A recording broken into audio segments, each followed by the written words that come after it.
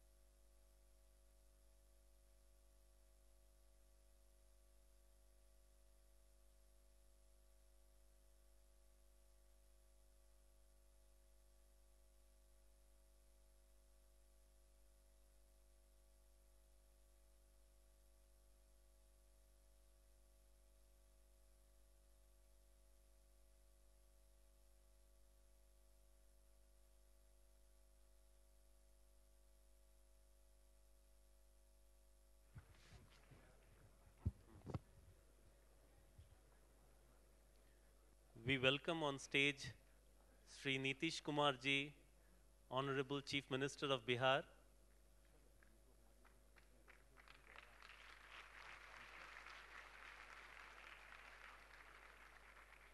Srimati Preeti Saran, Secretary East, Ministry of External Affairs, Government of India, and Professor Sunaina Singh, Honorable Vice Chancellor, Nalanda University.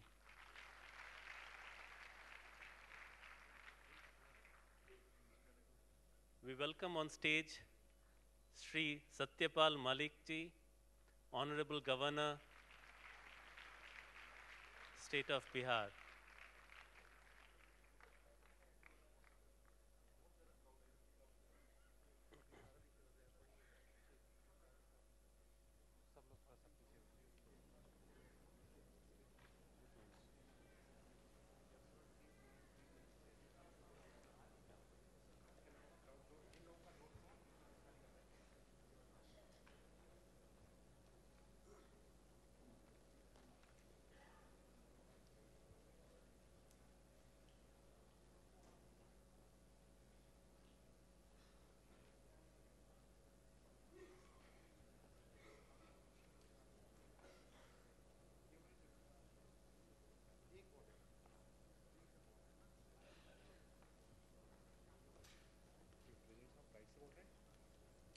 बाकी सब यहाँ से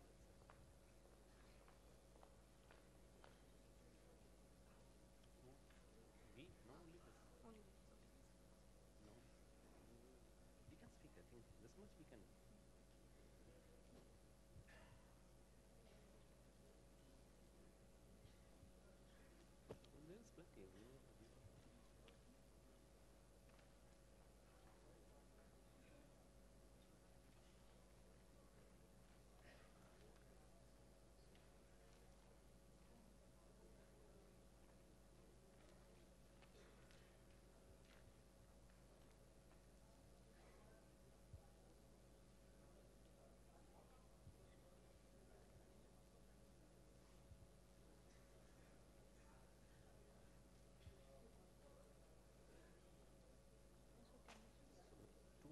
you can start.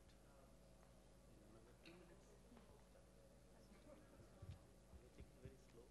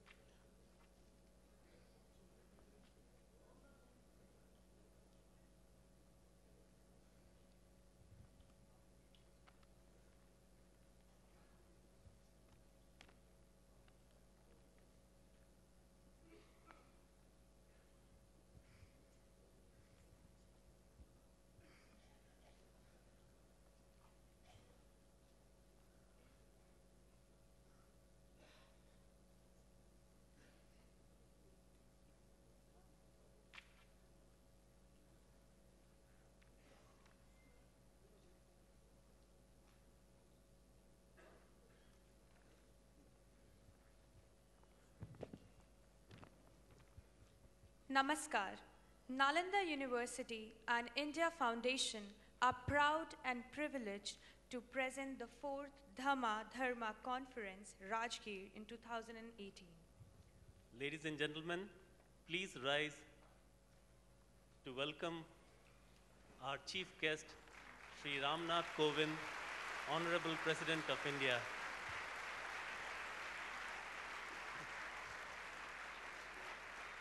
Ladies and gentlemen, please keep standing for the national anthem.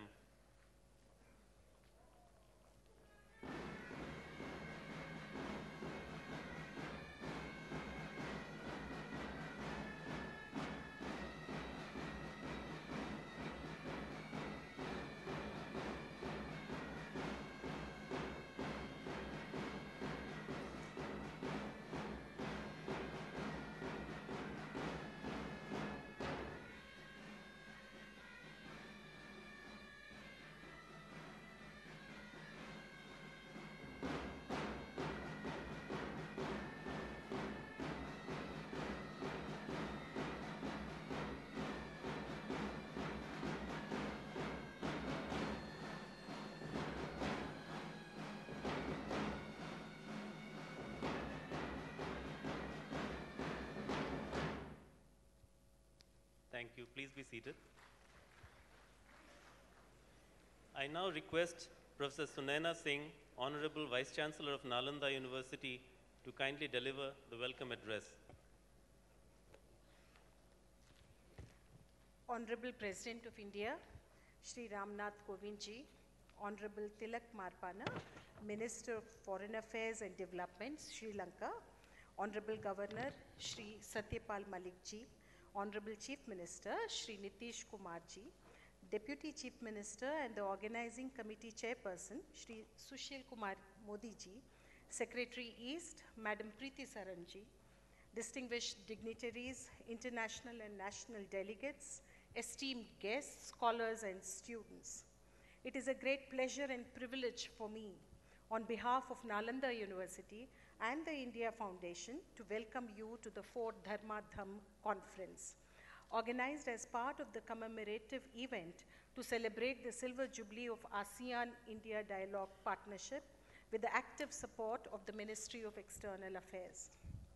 I extend my warm greetings and a most cordial welcome to all the distinguished dignitaries, delegates, and participants from Southeast Asia and other parts of the world at this historic city of Rajgir to expound and fathom the various facets of the state and social order in Dharma-Dhamma tradition. Dharma-Dhamma is a concept of seminal significance in Indian culture and civilization and a foundation of Brahmana and Sramana traditions. It is primarily aimed at defining the norms of order and function of human existence and cosmic life.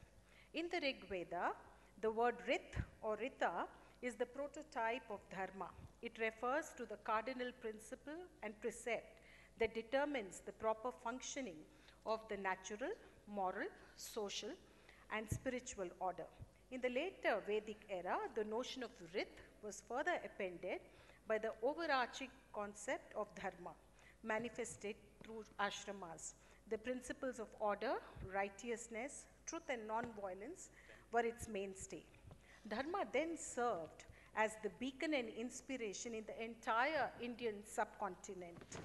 Ancient sages sang the mantra, Triloka Deepako Dharmaha. Dharma is the lamp that illuminates the three worlds. It is primarily because of the emphasis on Dharma that Hinduism or Sanatana Dharma unceasingly maintained the two salient features of tolerance and universal acceptance, a point Swami Vivekananda masterfully discussed in his famous Chicago speech. Tomorrow being Swami Vivekananda's birth anniversary, this is also an occasion to rededicate ourselves to his vision of man-making education.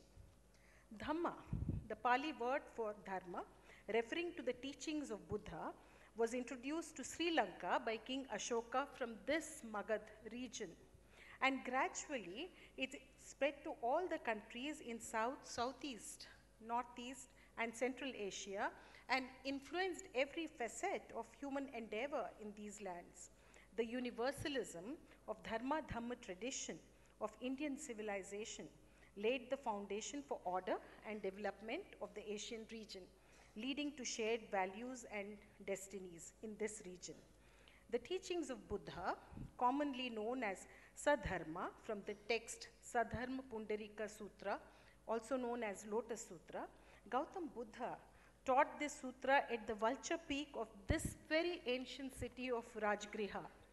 Nalanda University, which has inherited the glorious intellectual, cultural, and spiritual legacy of the Sanatana Dharma, Buddhism, and Jainism, is, I believe, the appropriate institution to host a meaningful deliberation on Dharma-Dhamma traditions. Nalanda is inspired by the academic excellence and the global vision of its ancient predecessor. As we create a new narrative of rebuilding the university, we must remember that we are blessed with the goodwill of our 16 partner countries in the Asia-Pacific region, who supported the re-establishment of this international university. As we stand on the threshold of a rejuvenated Act East policy, myriad opportunities await us to recreate and build a new world order through the knowledge route.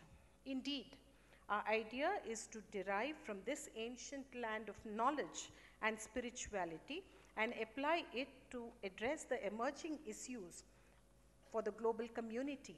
It is our responsibility to create situations that enable us to get on an unparalleled experiential educational expedition that is intellectually invigorating and socially transformative.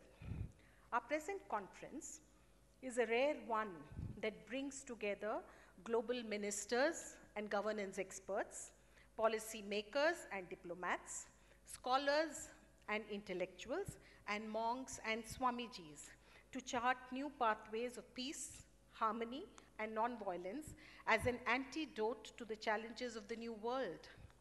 As T.S. Eliot had enumerated in his classic Wasteland, the solution lies in the Upanishadic teachings of Data, Damyata, Dayadhvam, that is to give, self-control, and compassion. These three values alone underline the importance of Dharma as a moral compass of human society today. This conference, I'm sure, will open up for the next 2 days new horizons of understanding through cross-pollination of ideas. And I thank all of you for giving us an opportunity to welcome you to this land of knowledge. Welcome again. Jai Hind. I thank the Honourable Vice-Chancellor for her warm, welcoming words. May I now request Professor Sunaina Singh, the Honourable Vice-Chancellor of Nalanda University, to present the bouquet and a memento to Sri Ramnath Kovind, the Honourable President of India. He is also the visitor of Nalanda University and the chief guest for the event.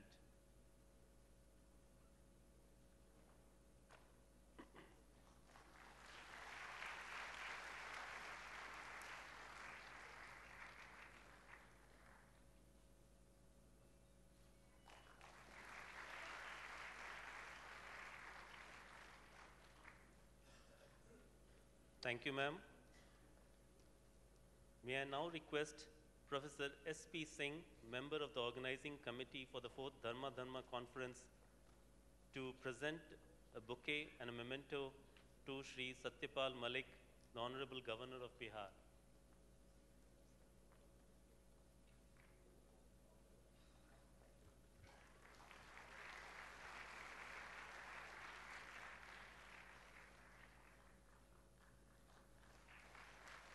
Thank you, sir.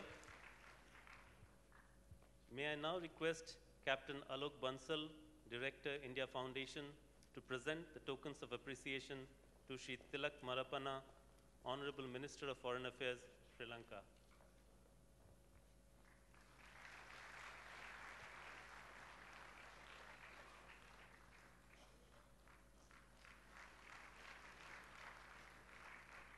Thank you, sir.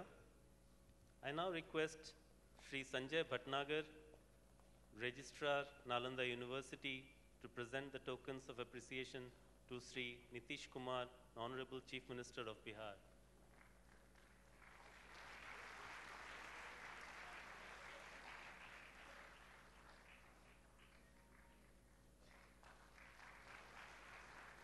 Thank you, sir. I request Captain Alok Bansal, Director, India Foundation, to once again present the token of appreciation to Sri Sushil Kumar Modi, Deputy Chief Minister of Bihar.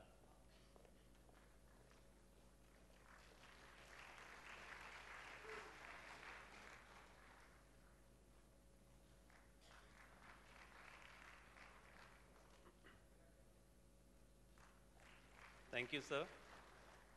I now request Professor Sunaina Singh, Honorable Vice-Chancellor, Nalanda University, to present the tokens of appreciation to Srimati Preeti Saran, Secretary East, Ministry of External Affairs, Government of India.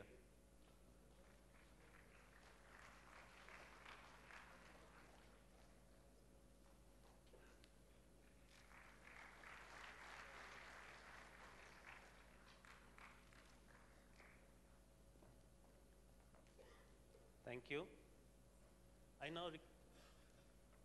May I now request Srimati Preeti Saran, Secretary East, Ministry of External Affairs, Government of India, to say a few words.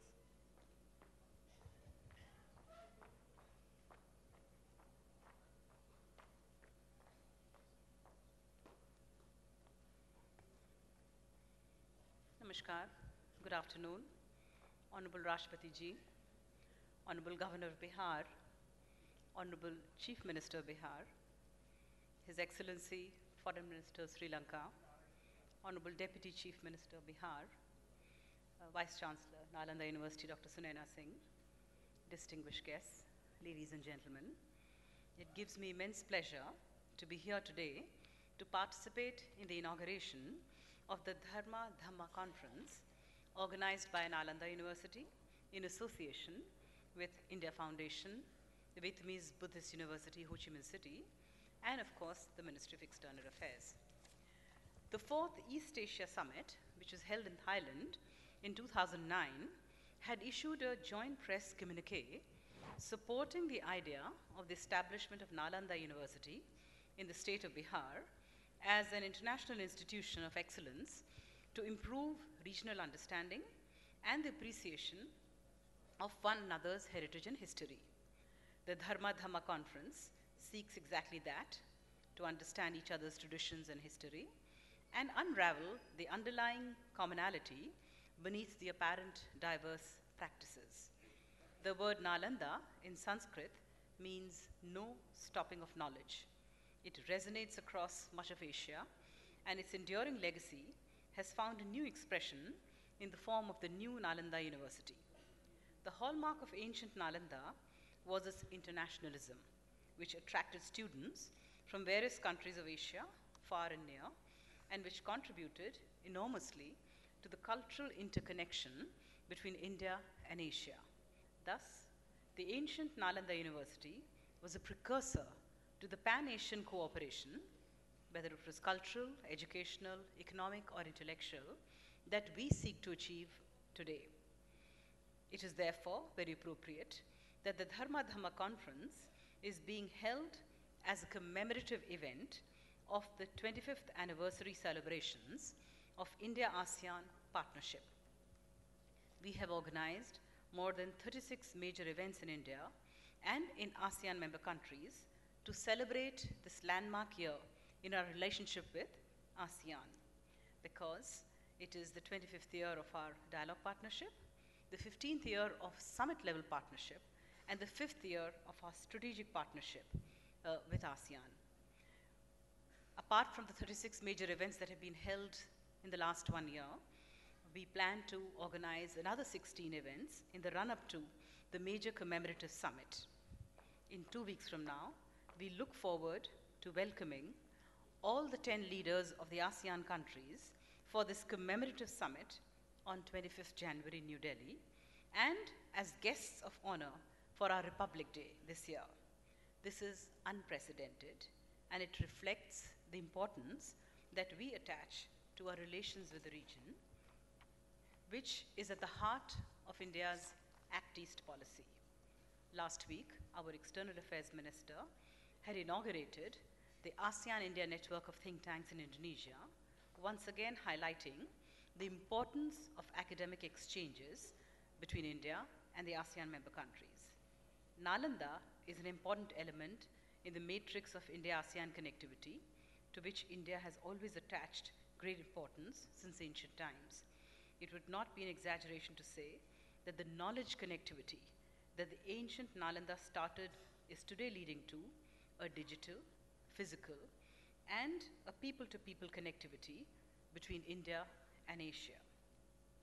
Ladies and gentlemen, knowledge is the only thing which increases manifold with more usage and which can pull down barriers created by geography, history, or culture.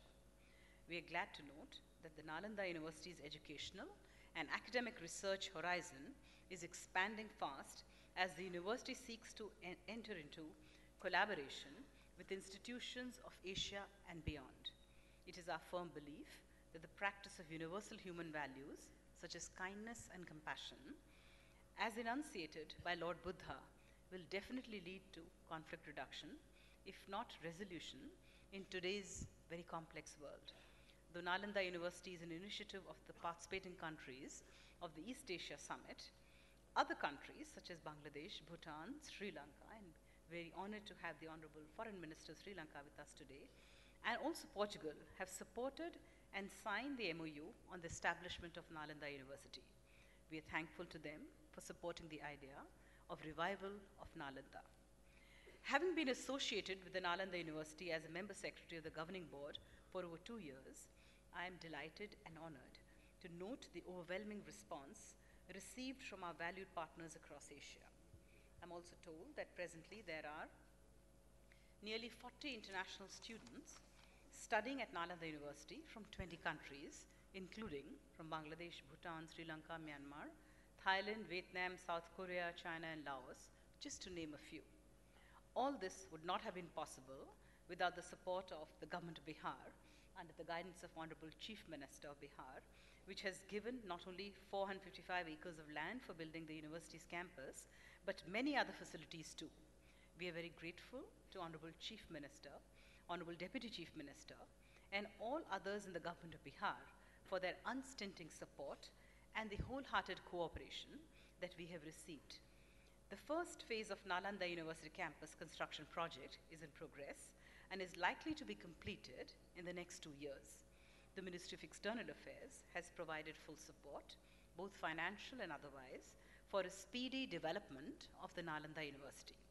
The Nalanda University is an important pillar in India-ASEAN edifice of educational, cultural, and social cooperation. The External Affairs Minister has time and again expressed her full support to the Nalanda project, and on behalf of my minister, I would like to convey her warmest greetings and very best wishes for a very successful Dharma-Dhamma conference.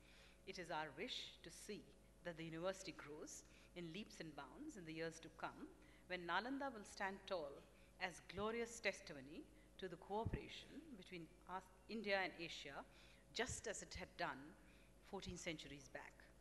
I extend my best wishes to all the delegates to the conference, particularly our overseas friends who have come from all parts of the world, and I wish you all a very fruitful interaction and a very pleasant stay in Rajgir. Thank you. Namaste. Thank you, ma'am. I would now like to invite Sri Tilak Marapana, Honourable Minister of Foreign Affairs, Sri Lanka, to kindly address the conference.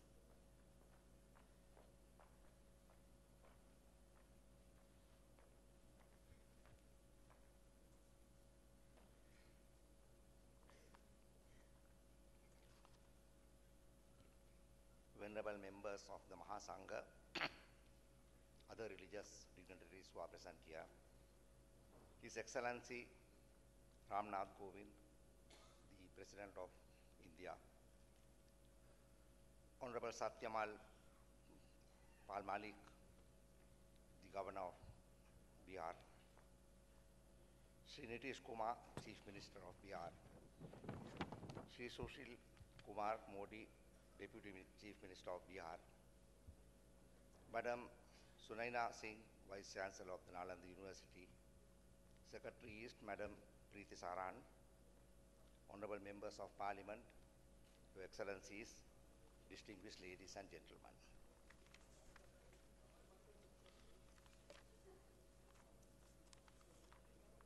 I am indeed privileged to have this opportunity to address you in this 4th International Dharma-Dhamma Conference on State and Social Order in Dharma-Dhamma Traditions, organized by the Nalanda University in collaboration with the India Foundation and the Ministry of External Affairs of the Government of India. I wish first to extend my sincere thanks to the organizers of this conference for the excellent arrangements of the conference and the warm hospitality extended to me and my delegation during our stay here. The principles of Dharma have influenced in shaping up societies and civilizations throughout history, having its effect on human thinking and patterns of living. The main theme of today's conference, State and Social Order in Dharma-Dhamma Traditions, or the ideal state and a just social order based on dharmic principles, is immensely significant in maintaining peace, prosperity, decency, and well-being of the societies in the contemporary world. I believe that this is what the sponsors of this event are endeavoring to achieve by their effort. The choice of the Nalanda University for this conference, I believe, symbolizes the need to unify the spirituality of the people in this region, as was the role played by the Nalanda University in its glorious, illustrious past.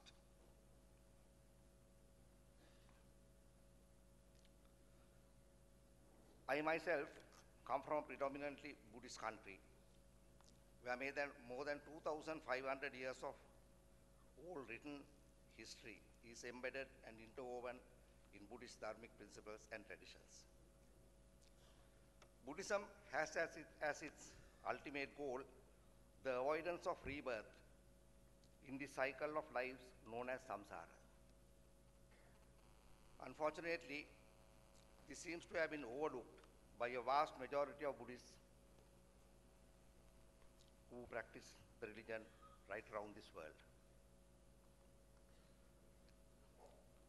Buddhism was never meant to be a psychotherapy, nor was it merely meant to teach people how to live in peace and harmony.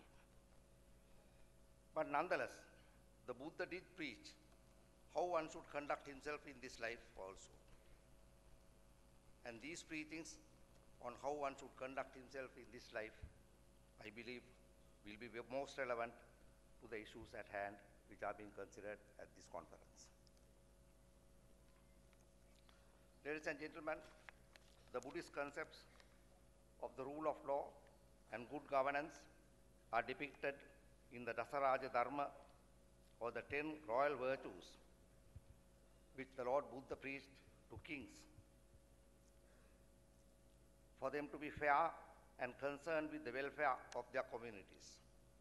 These 10 virtues of governance, according to the Buddhist ideal of good governance, are firstly generosity, morality, liberality, openness, gentleness, self-restraint, non-anger, non-violence, patience, and non-competitiveness.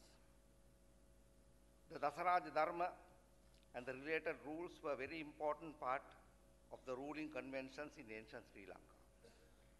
The king was expected to avail himself of the advice of his ministers before any innovations of importance were introduced, and it was customary to consult the chiefs, and not infrequently the chief monks also.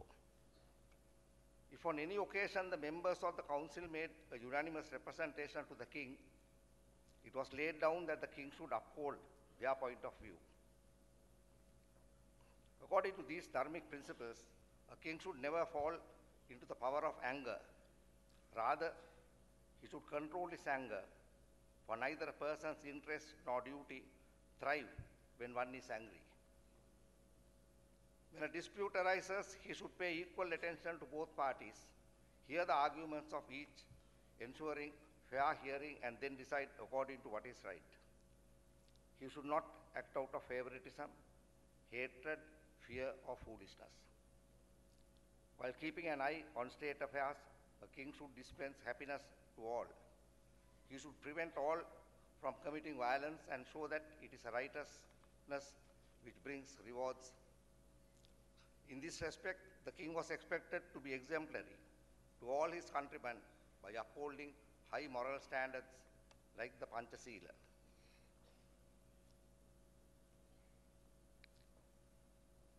The Buddha also preached a sutta called the Sigalovada Sutta, in which the Buddha advised lay people how to conduct themselves without going to extremes. All these principles I mentioned above are fundamental democratic values, many of which are enshrined in the current good governance practices as well as our current foreign policy. Sri Lanka has as its policy friendly with all, enmity with none.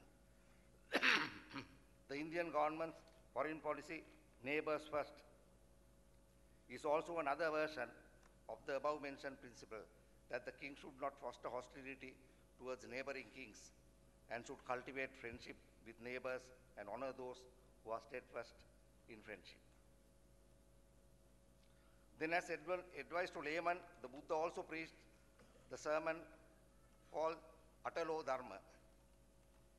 This teaches one to accept the unpleasantries in the same spirit of accepting pleasantries. It teaches people to balance their outlook, to cultivate equanimity, and live in moderation. I might say that likewise, even in the Hindu religion, there are the scriptures like the Ramayana and the Bhagavad Gita, which are comprehensive in themselves and give ample advice on morality and how one should conduct himself. In fact, all religions have as their advice and commands to laymen good practices that we could all follow without any differentiation. Once again, I think that these are the principles that you will be engaged in examining, analyzing, so that you could collect and collate all these principles and arrive at a body which is common, which is a common factor for all religions and all people. I thank you once again. I thank the organizers for having invited me for this important function and wish you, the participants, all the very best, that you fruitfully accomplish your objective in the coming 2 days. Thank you very much. Namaste. Shukriya. Thank you, sir, for those very inspiring words. May I now request Shri Nitish Kumar, Honourable Chief Minister of Bihar, to address the August gathering.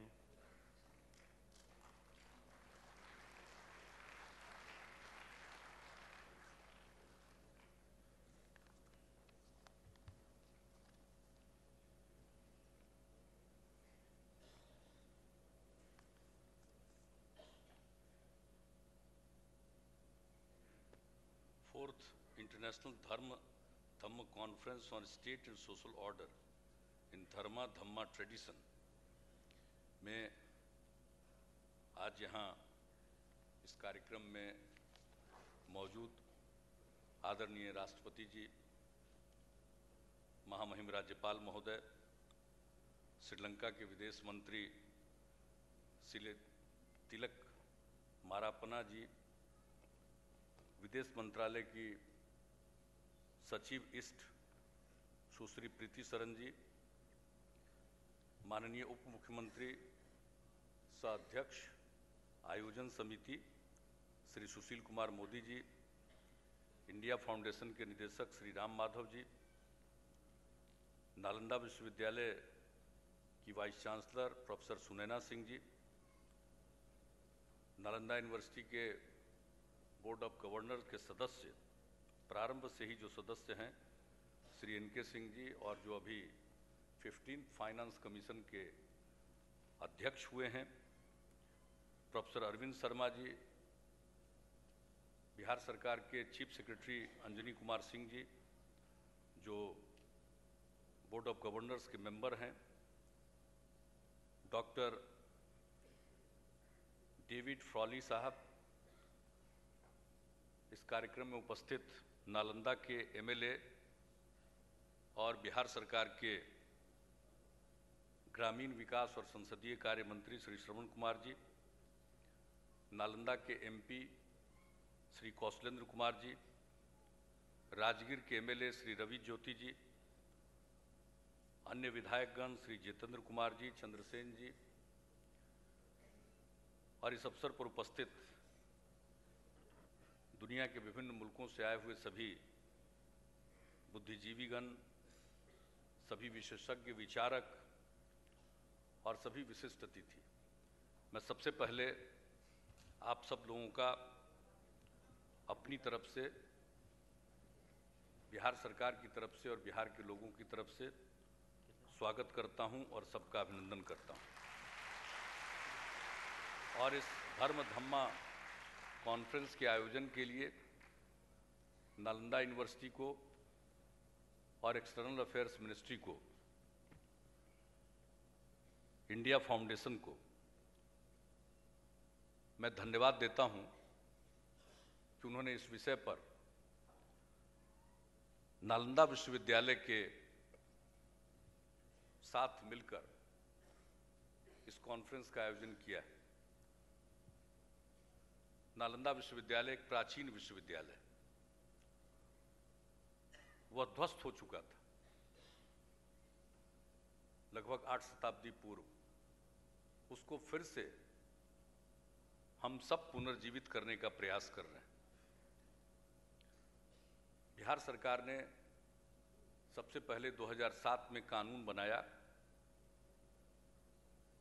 और नालंदा विश्वविद्यालय की स्थापना की पहल शुरू की, और केंद्र सरकार से भी बहुत हम लोगों ने आग्रह किया कि अंतर्राष्ट्रीय स्तर का और एक विशिष्ट विश्वविद्यालय होगा। नालंदा महाविहार रहा है। केंद्र सरकार ने भी सहमति जताई और फिर पार्लियामेंट ने भी एक्ट पारित किया, और फिर राज्य सरकार ने जो कुछ भी नालंदा विश्वविद्यालय के लिए संसाधन जुटाए थे सब कुछ केंद्र सरकार के हवाले किया, और तब से यहाँ की गतिविधि शुरू हुई। और इस यूनिवर्सिटी को फिर से रिवाइव करना चाहिए। इसकी चर्चा तत्कालीन आदरणीय राष्ट्रपति श्री APJ अब्दुल कलाम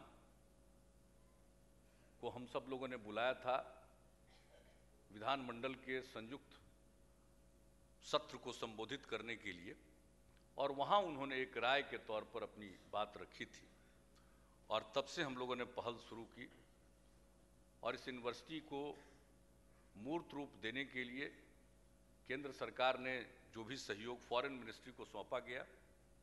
आमतौर पर भारत में जब विश्वविद्यालय का काम होता है तो HRD मिनिस्ट्री को जाता है।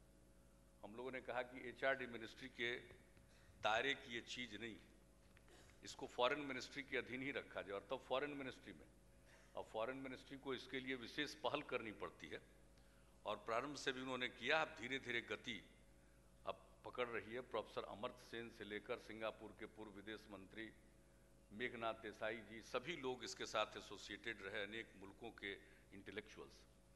और अब धीरे धीरे यह विश्वविद्यालय अब प्रारंभ हो चुका है, और हम लोगों की ख्वाहिश है कि जल्दी से जल्दी यूनिवर्सिटी का अपना नया कैंपस बिल्डअप हो और उसमें जाएं, और वही दर्शनीय चीज़ होगी।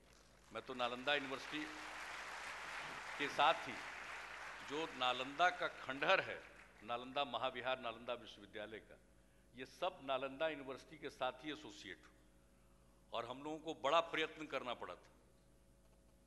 Nalanda university world heritage site नहीं हो रहा था, इसके लिए कितना परिश्रम करना पड़ा है, और अंततोगत्वा वोट के जरिए ये वर्ल्ड हेरिटेज साइट घोषित हुआ। और अब तो हम नालंदा यूनिवर्सिटी से कहेंगे, वाइस चांसलर यहीं मौजूद है, सेक्रेटरी फॉरेन अफेयर्स भी यहाँ मौजूद है।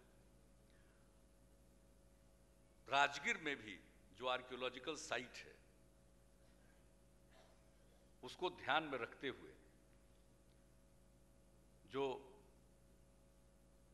प्रयास हो नालंदा विश्वविद्यालय की तरफ से कि यहाँ राजगीर को भी वर्ल्ड हेरिटेज साइट बनाया जाए, और इसके लिए नालंदा यूनिवर्सिटी को पहल करनी पड़ेगी।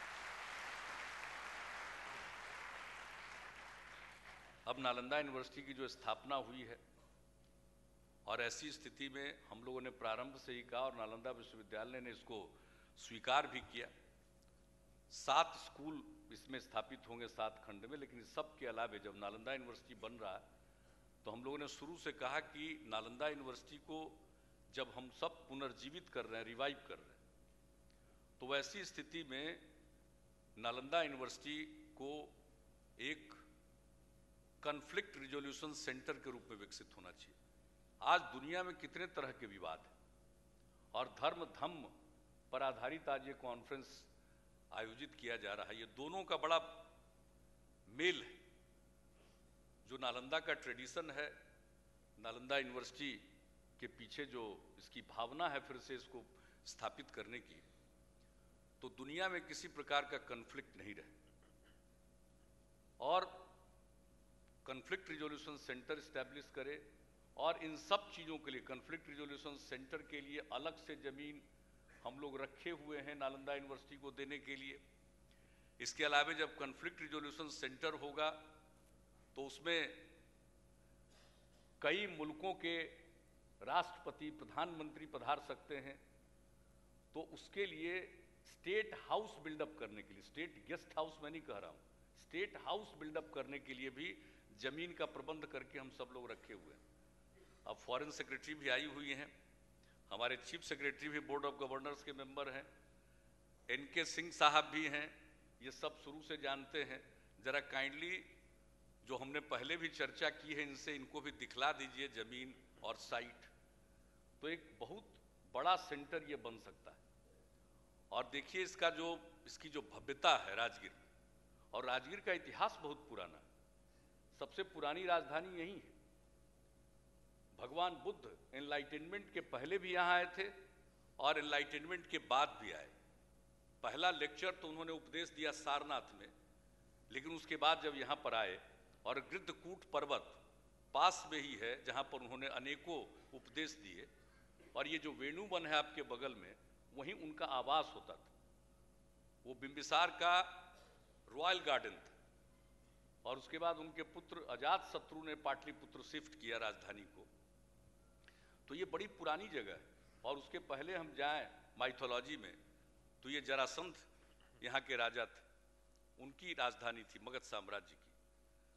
यहाँ पर वो जगह है जहाँ पांडु का भ्रमण हुआ था, पांडवों का नहीं, पांडु, इसलिए पांडु पोखर भी है यहाँ। यहाँ अनेक चीजें, साइक्लोपियन वॉल जो इतना पुराना है और दुनिया का सबसे पुराना वॉल है, उसको ध्यान में रखते हुए इसको वर्ल्ड हेरिटेज साइट बनाना चाहिए। ये हम अनुरोध करेंगे, इसके लिए पहल करनी चाहिए। और जो धर्म और धम्म पर, धम्म तो पाली में जो धर्म है उसी को धम्म कहते हैं, और जो कुछ भी उसका संदेश है बहुत स्पष्ट है, और सबसे बड़ी बात है कि सत्य पर आधारित है, ट्रुथ। अभिव्यक्ति के तरीके अलग अलग हो सकते हैं, लेकिन जो कोई भी धर्म, जो विभिन्न प्रकार के रिलीजन है लोगों के, उन सबों को देखिए तो सबका तो बुनियाद वही सत्य है, और सबकी इच्छा यही है कि प्रेम हो, सद्भावना हो, शांति हो, परस्पर सामंजस्य हो, समन्वय हो। यही तो उसका उद्देश्य है, पर्पस है। और जो एक एक इंडिविजुअल व्यक्ति है उसके अंदर राग द्वेष का भाव खत्म हो जाए, माया मोह का भाव खत्म हो, ये सारी बातें तो कहीं से भी देखें तो धम्म का तो यही तो उद्देश्य है।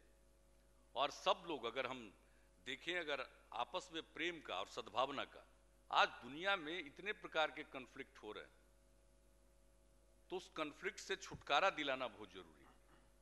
और उसके लिए तो हमेशा पीस, शांति, नॉन वायलेंस, और धम्म का आधार ही वही है धर्म का।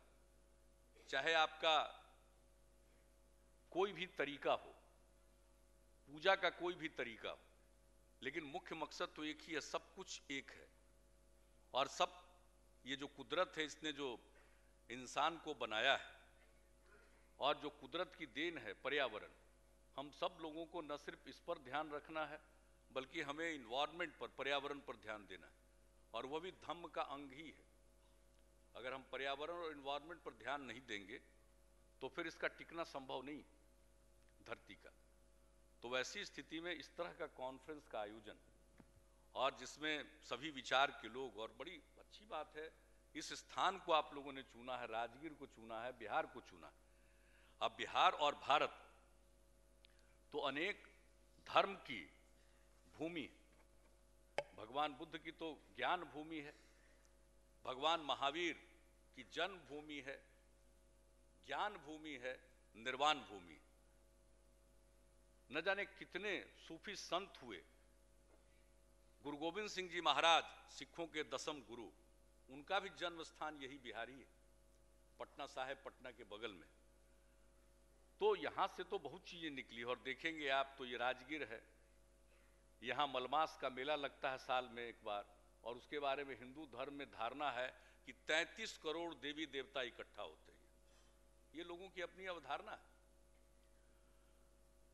तो सब तरह की चीजें यहीं पर है।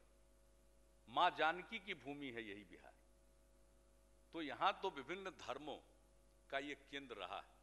तो इस भूमि का चयन, इस स्थान का चयन किया है, और वह भी नालंदा यूनिवर्सिटी के माध्यम से। तो मुझे बड़ी खुशी है, और आज नालंदा यूनिवर्सिटी के माध्यम से, विदेश मंत्रालय के सहयोग से जो कुछ भी इस कार्यक्रम का आयोजन हुआ, और हमारे इस कार्यक्रम में लंका के विदेश मंत्री भी, एक्सटर्नल अफेयर्स मिनिस्टर पधारे हुए हैं श्रीलंका के, मैं उनका विशेष तौर पर स्वागत करता हूं।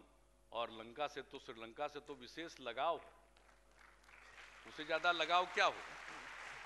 सम्राट अशोक ने अपने बेटे बेटी के माध्यम से बोधि वृक्ष का वहाँ पर प्लांट भेजा, और वहाँ उसका प्लांटेशन हुआ अनुराधापुरम में। हम सब लोगों के मन में जो स्नेह और आदर का भाव है श्रीलंका के प्रति, तो उसका तो पूरा लगाव है, और खास करके पूरे भारत से लगाव है, और इस इलाके से तो और ज़्यादा लगाव। तो मैं उनका स्वागत करता हूँ, अभिनंदन करता हूँ।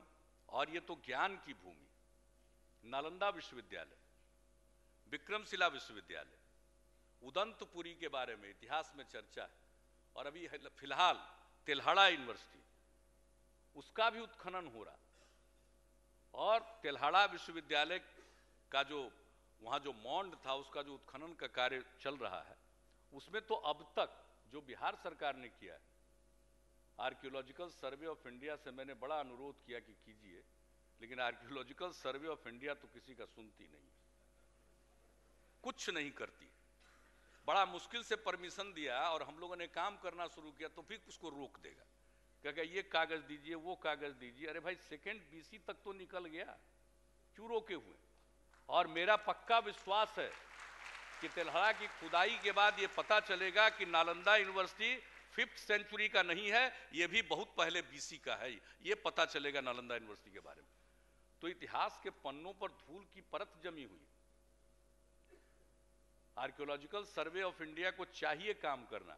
अगर उनको कोई कठिनाई है तो हम लोग करना चाहते हैं तो हम लोगों को करने दीजिए, और बहुत जगह हम लोग करने की कोशिश कर रहे हैं। अभी लखीसराय है, क्रिमिला, उस जगह का नाम था क्रिमिला, और भगवान बुद्ध के जो शिष्य आनंद, उनके सहयोगी, उनके साथी क्रिमिल वहां के निवासी थे, और उन्हीं के नाम पर क्रिमिला। और वहां पर बौद्ध विहार निकल रहा है, उसकी खुदाई शुरू की है, हम लोगों ने करवाई है खुदाई शुरू, और निकलना शुरू हो गया। भगवान बुद्ध की अद्भुत स्टैचू निकल रही है वहां से। तो क्या क्या है, ये पूरा का पूरा ज्ञान की भूमि। और देखिए बगल में एक बोध गया में भगवान बुद्ध को ज्ञान प्राप्त हुआ, और गया मोक्ष की भूमि। दुनिया भर के हिंदू समाज के लोग अपने पूर्वजों के पिंड दान के लिए वहीं पर आते हैं। तो ये अद्भुत भूमि है। इस पर अगर धम्म सम्मेलन आप कर रहे हैं तो खुशी की बात है, लेकिन उसका मकसद एक होना चाहिए, वह है प्रेम, सद्भावना, सहअस्तित्व, शांति, अहिंसा और सत्य की खोज। तो इस अवसर पर मैं आदरणीय राष्ट्रपति जी का स्वागत करता हूं। राष्ट्रपति का पदभार ग्रहण करने के बाद दूसरी बार आए हैं। हम लोगों को बड़ी प्रसन्नता है, और बिहार के लिए तो गौरव की बात है कि बिहार के गवर्नर देश के राष्ट्रपति बने। पहले हमारे एक गवर्नर बने थे जाकिर हुसैन साहब, लेकिन पहले वे उपराष्ट्रपति बने थे, तब राष्ट्रपति बने थे। और हमारे गवर्नर साहब आदरणीय रामनाथ कोविंद साहब गवर्नर से सीधे राष्ट्रपति बने। तो हम सब लोगों के लिए गौरव की बात है, और हम इसी तरह की शुभकामना अपने वर्तमान राज्यपाल सत्यपाल मलिक साहब को देते हैं। तो ये तो भूमि है, ये अद्भुत भूमि है। और यहाँ पर आदरणीय राष्ट्रपति महोदय पटना आए पहली बार, और दूसरी बार जो उनका भ्रमण हुआ है वो राजगीर में हो रहा है, और वह भी गया के माध्यम से हो रहा है। कितना सुंदर रूट है, पाटलिपुत्र, गया, राजगीर। अद्भुत है।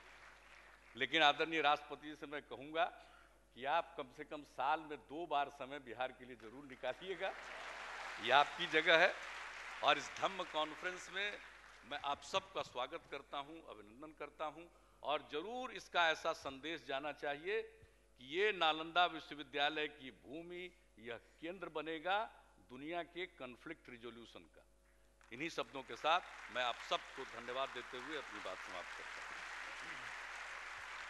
Thank you, sir, for those wonderful words.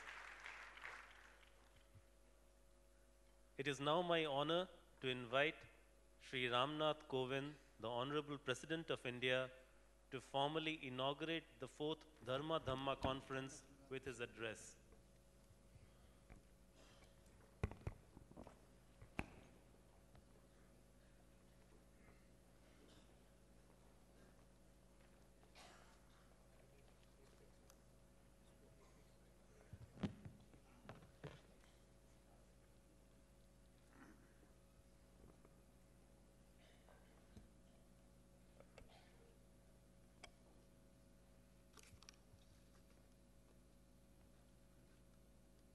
Governor of Bihar, Sri Satyapal Malik ji, Chief Minister of Bihar, Sri Nitish Kumar ji, Minister of Foreign Affairs of Sri Lanka, Sri Tilak Marapana ji, Deputy Chief Minister of Bihar, Sri Sushil Kumar Modi ji, Vice Chancellor of Nalanda University, Professor Sunaina Singh ji, distinguished delegates from India and abroad, ladies and gentlemen.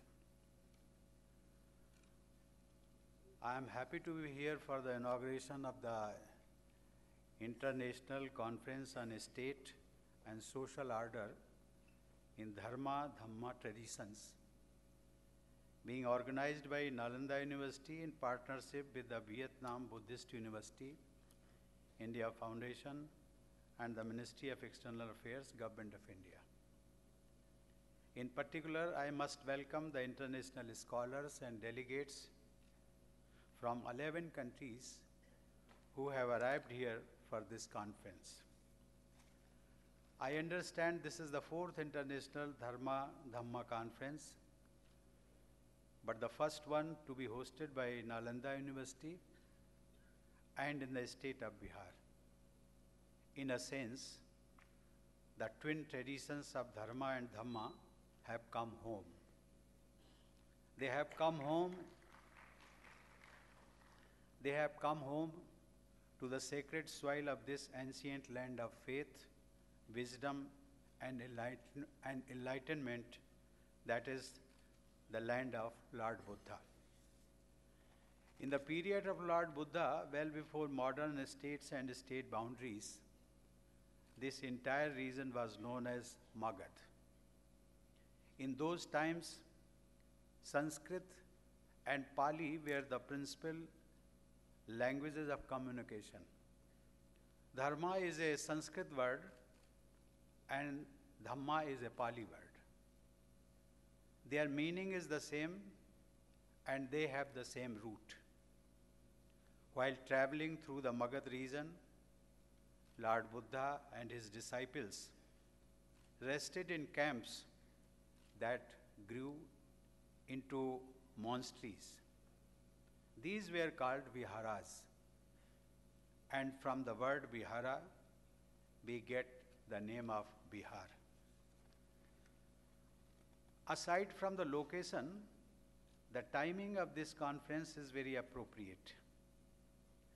We are marking the 25th anniversary of the ASEAN-India Dialogue Partnership.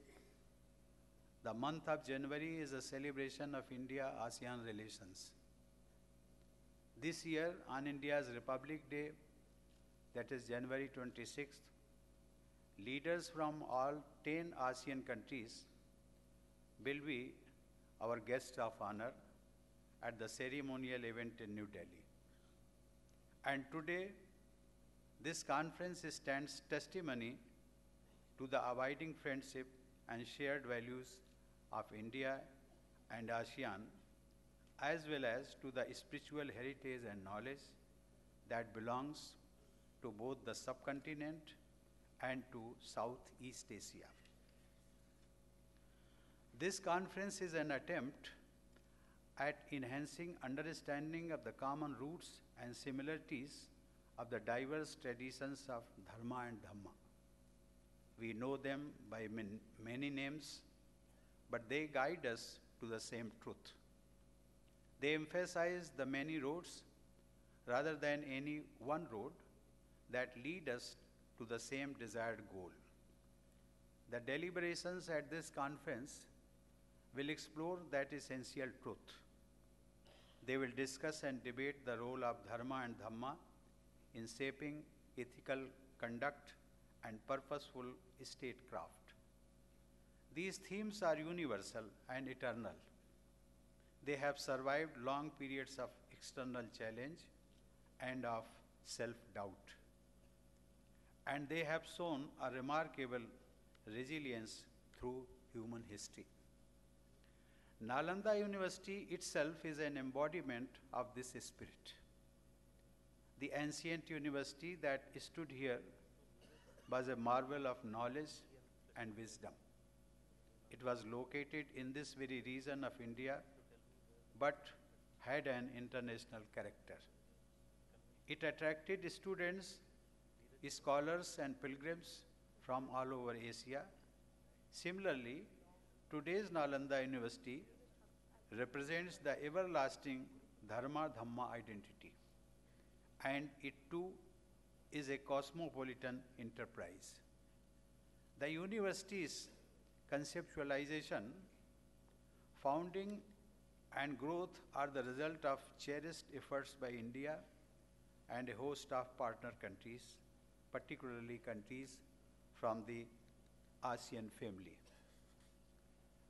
Along with several Indian scholars, I am told this conference will hear the wise words of eminent international delegates.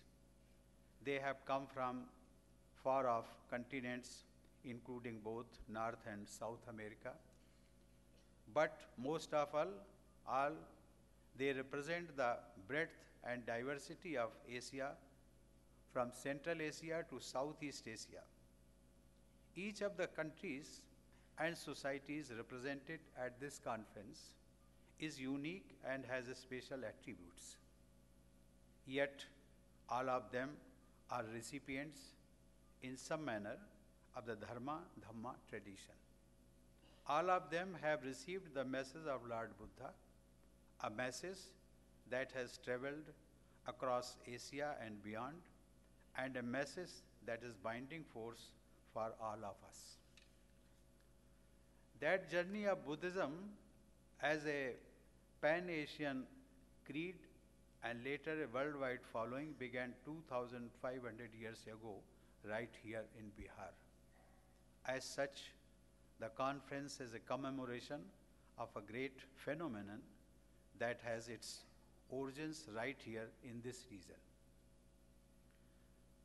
That voice of Buddhism to the rest of the Asian continent carried more than just the Dharma-Dhamma tradition.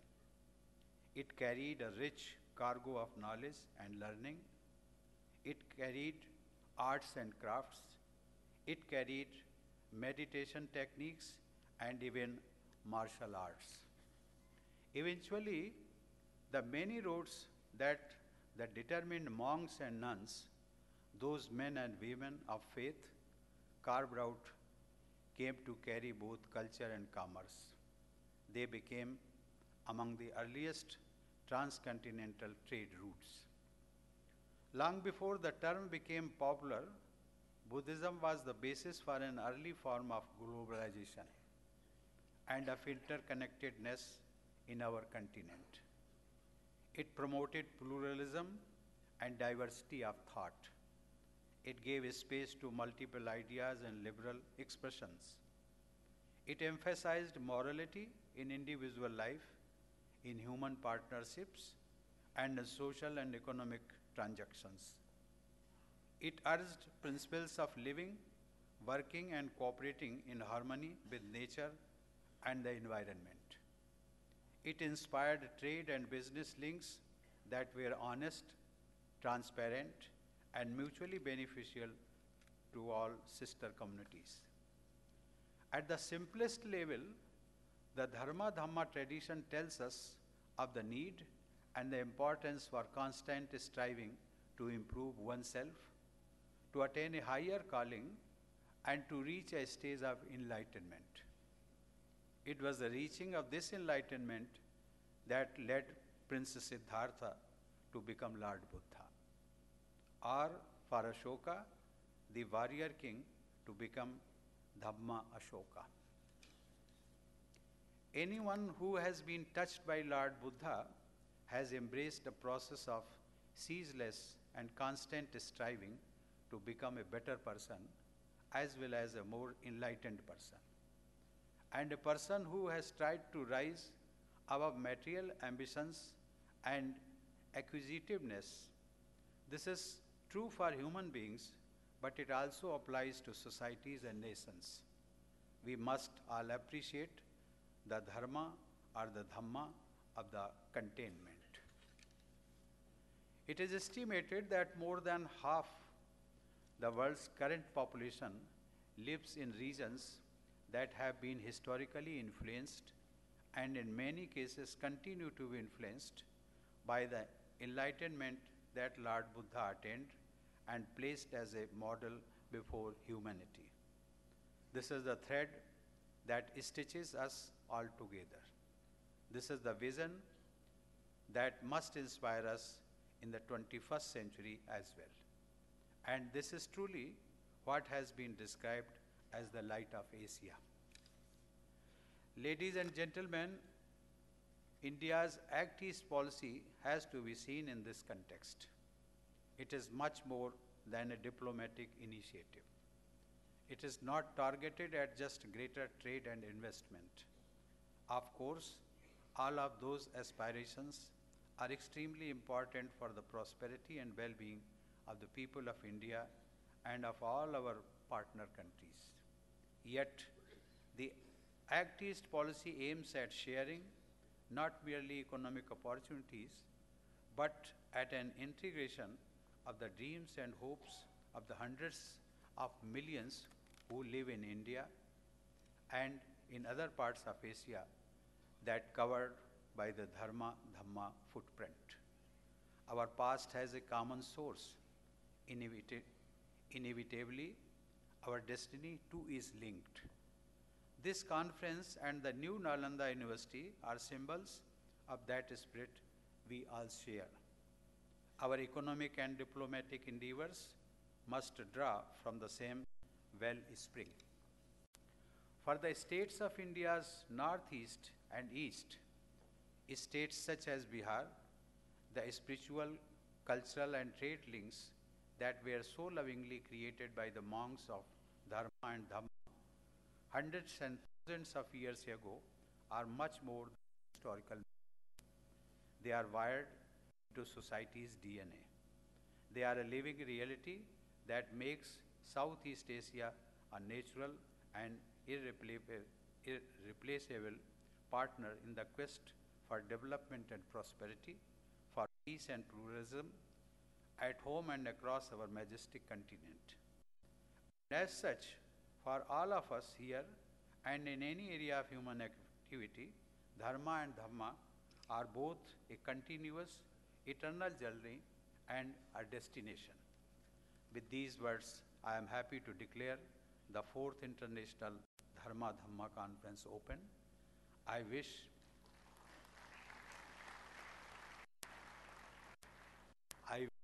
all of you the very best for the rest of the proceedings. Thank you. Jai Hind. I thank the Honourable President of India for his inspiring words and formally inaugurating the 4th Dharma-Dhamma Conference with his address. I would now like to invite Captain Alok Bansal, Director, India Foundation, to extend the vote of thanks.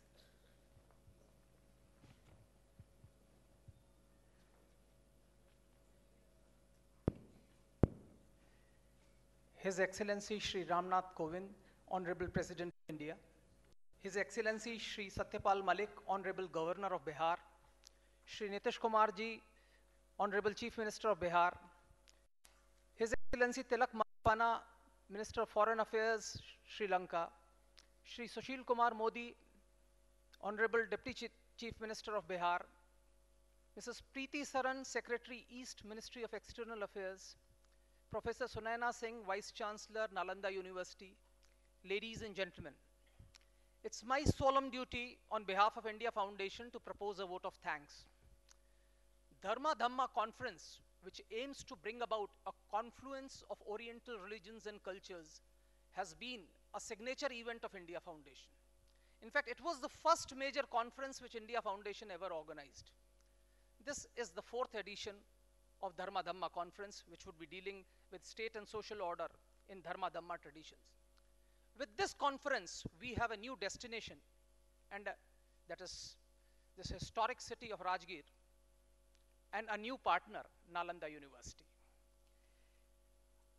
I'd like to take this opportunity to thank His Excellency Shri Ramnath Kovind, Honourable President of India, for taking time out from his busy schedule to be here with us at this momentous occasion today to enhance the stature of this conference. In fact, in this particular conference, we have had in the past foreign heads of states, but this is the first time Honourable Chief Minister of Bihar and his government for their unstinted support in hosting this conference. I would also like to thank His Excellency Tilak Marapana, Honourable Foreign Minister of Sri Lanka, for taking time out and coming all the way from Colombo to be here with us in this historical city. I would also like to thank Shri Sushil Modi ji, Deputy Chief Minister, who is also the chairperson of the organizing committee of this event. I'd also like to thank Ms. Preeti Saran, Secretary East, Ministry of External Affairs, and her ministry for all their support and for designating this particular conference as a commemorative event in the run-up to mark the 25th year of India-ASEAN cooperation and relations. I'd also like to thank Professor Sunaina Singh, Vice Chancellor, Nalanda University, and her team for their unstinted support and collaboration in organizing conference.